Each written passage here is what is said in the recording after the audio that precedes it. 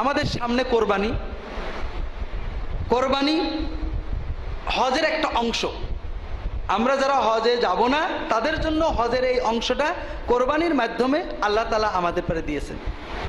আল্লাহ কোরআন কারীমে বলেছেন, লা ইয়ানালাল্লাহু লুহুমুহা ওয়ালা দিমাউহা ওয়ালাকিন ইয়ানালুহু তাকওয়া মিনকুম।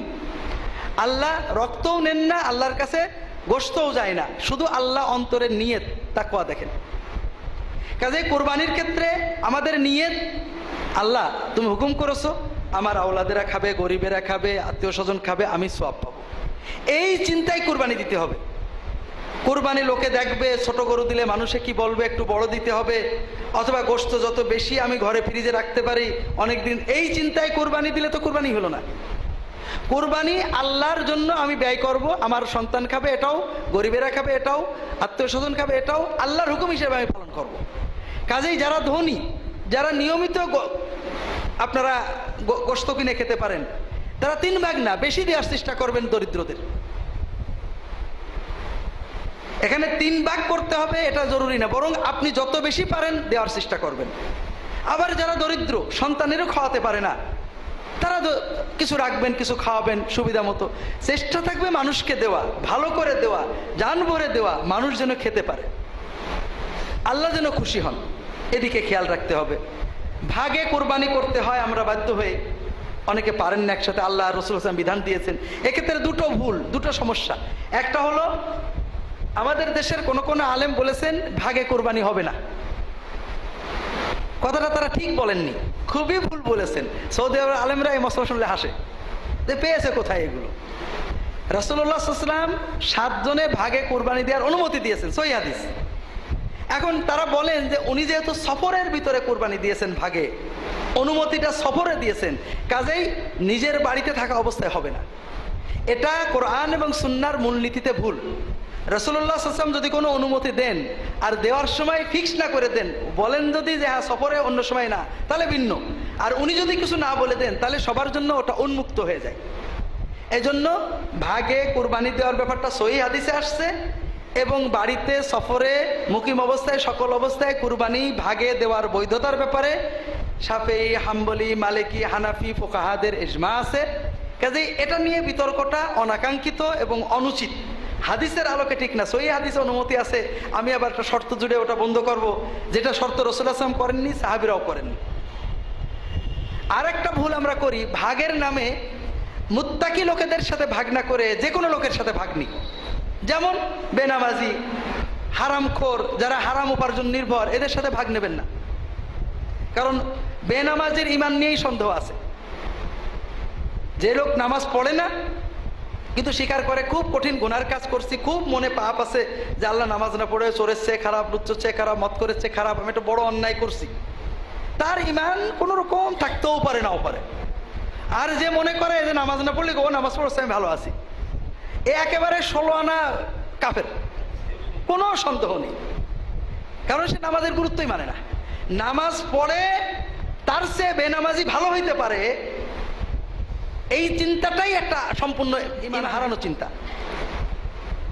একজন মানুষের ভালো মন্দ হওয়ার একজন লোক মা বাবার সেবা করে, মানুষের উপকার করে, সত্য কথা বলে, এগুলো ভালো কাজ। কিন্তু লোকটা আমাদের নবীজিকে গালি দেয়, আল্লাহর তাওহীদ মানে না, আপনি কে কে ভালো বলবেন? কারণ মা বাবার খেদমত করা, সত্য কথা বলা মানুষের খুব ভালো কাজ। সর্ব অবস্থায় কোরবানি বেনামাজির সাথে কোনো অবস্থায় ভাগে নেবেন না। বেনামাজি কুরবানি দেয়, এর নমুনা হলো ন্যাংটো লোক পাগড়ি পরে, কোনো পার্থক্য নেই। কুরবানি দেয়া সুন্নত অথবা ওয়াজিব, ঠিক না? আর নামাজ পড়া ফরজ। কুরবানি আজীবন না দিলে কুফরি হবে, কোনো হাদিসে নেই। কিন্তু নামাজ একক তো নষ্ট করলে কাফের হবে, এরকম অনেক হাদিস আছে। অন্তত নামাজের গুরুত্ব অস্বীকার করলে যে কাফের হবে, এটা ইজমাই মাসালা, সবাই একমত। তো এই জন্য যারা নামাজ পড়েন না, নিয়মিতই পড়েন না, তাদের সাথে কখনোই কোরবানি করবেন না। এখন আমাকে একজন ফোন করেছেন নাটোর থেকে, হুজুর আলহামদুলিল্লাহ আমাদের গ্রামের অধিকাংশ মানুষই নামাজ পড়ে, বেনামাজি খুবই কম, তারপরও অনেক মানুষ আছে বেনামাজি, এখন আমরা যদি বলি যে বেনামাজির সাথে কোরবানি করবো না, তারা ওলা বলে তাহলে হুজুর আমরা বেনামাজি কিছু কোরবানি করি। কারণ এখন যদি আমরা নামাজ শুরু করি তখন লোকেরা বলবে কোরবানির আশায় নামাজ পড়ছে। তাই বললাম না, সুদখোরের তওবা চেক করতে হয়। সুদ বলে আমি তবে আর সুদ খাবো না, 1 বছর দেখতে হয় যে আসলে সুদ বন্ধ করেছে কিনা, তা নাহলে তার বাড়ি খাওয়া যাবে না, তার সাথে কোরবানির ভাগ নেওয়া যাবে না, তার সাথে লেনদেন চলবে না। কিন্তু বেনামাজি তা না, বেনামাজি আজকে তওবা করেছে, নামাজ শুরু করেছে, আলহামদুলিল্লাহ, তার তো অন্য অপরাধ নেই। এই জন্য বেনামাজি যদি তওবা করে নামাজ ধরে তার সাথে কোরবানি করবেন। তাকে কখনো খোটা দেবেন না যে কোরবানির জন্য নামাজ শুরু করেছো, এটা দিলে গুনাহ হবে। বেনামাজিদেরকে আলাদা কমিউনিটি বানানো আমাদের উদ্দেশ্য না, বেনামাজিদেরকে নামাজমুখী বানানো আমাদের উদ্দেশ্য।